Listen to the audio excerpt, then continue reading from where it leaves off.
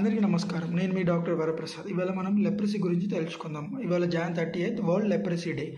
And ఇది ఎట్లా వస్తుంది, దీనివల్ల వచ్చే కాంప్లికేషన్స్ ఏంటి, అది ఎవరిలో ఎక్కువగా వస్తుంది, అండ్ అది వచ్చిన పేషెంట్స్ ఎలాంటి యొక్క సొసైటీలో ఏ విధంగా వాళ్ళు సఫర్ అవుతున్నారని దాని గురించి తెలుసుకుందాం.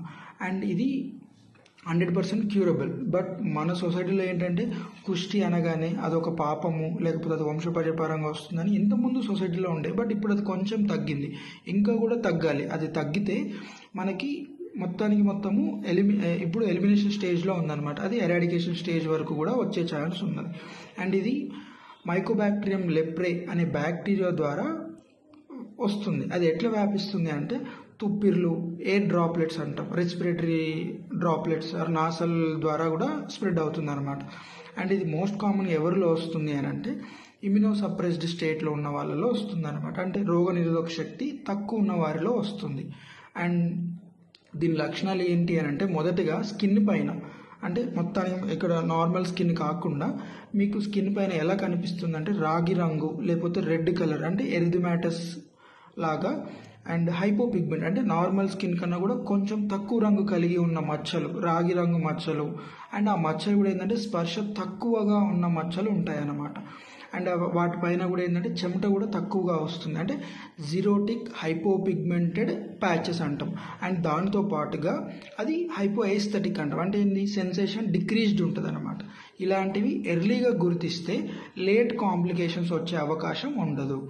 అండ్ ఇంకొకటి ఏంటి అంటే ఇది వచ్చినప్పుడు ఇది ఎక్కువగా నరాలని ఎఫెక్ట్ చేస్తుంది. అంటే ఏంటి, ఈ లెప్రసీ మైకోబాక్టీరియం లెప్రే అనే bacilli it licks the skin but bites the nerves. అంటే ఏంది, ఇది నరాలలో దాగి ఉండి నరాలని బాగా డ్యామేజ్ చేస్తుంటుంది అన్నమాట.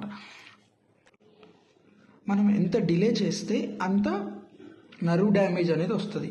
ఎర్లీగా డయాగ్నోస్ చేస్తే we can prevent that nerve damage. But late complications వచ్చేంతవరకు చూస్తే ఆ నర్వ్స్ మొత్తం డ్యామేజ్ అయిపోయి పెరాలసిస్ వచ్చి అన్ని చేతులు కాళ్ళు ఏవి పని చేయకుండా తయారవుతారన్నమాట. అందుకని ఎంత ఎర్లీగా డయాగ్నోస్ చేస్తే అంత మంచిది. అందరూ కూడా ఏమనుకుంటారంటే కుష్టి వ్యాధి వస్తే నా పని అయిపోయింది, నాకు ఏదో అయింది, అది ఒక పెద్ద జబ్బులాగా కాదు. టీబీ అందరికీ తెలిసిందే, వస్తుంది, మనం క్యూర్ చేయొచ్చు. సేమ్ అదే విధంగా కుష్టి కూడా అంతే. ఇది కూడా అదే మైకోబాక్టీరియం ట్యూబర్క్లోసిస్, ఇది మైకోబాక్టీరియం లెప్రే అనమాట. అందుకని ఇట్ ఈస్ 100% క్యూరబుల్. దేనికి భయభ్రాంతులకు గురవ్వాల్సిన అవసరం లేదు. దీనికి డ్రగ్స్ ఉన్నాయి, అన్నీ వాడితే కూడా ఎప్పటికప్పుడు క్యూర్ అయిపోతుంది.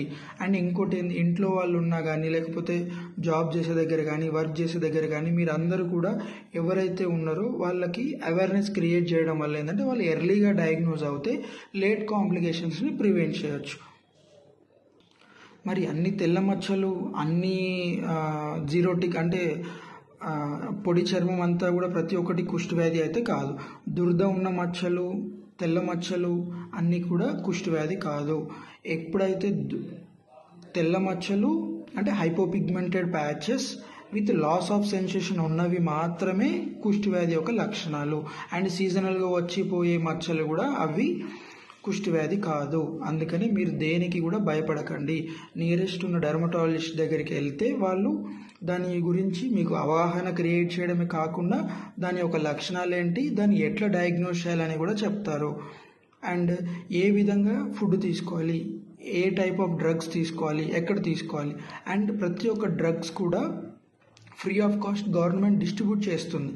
అండ్ దానికి ఆశా వర్కర్ వీళ్ళందరూ కూడా సూపర్వైజ్ చేస్తూ ఉంటారనమాట. అందుకని మీరు దేనికి కూడా భయభ్రాంతులకు గురవ్వాల్సిన అవసరం లేదు. Thank you.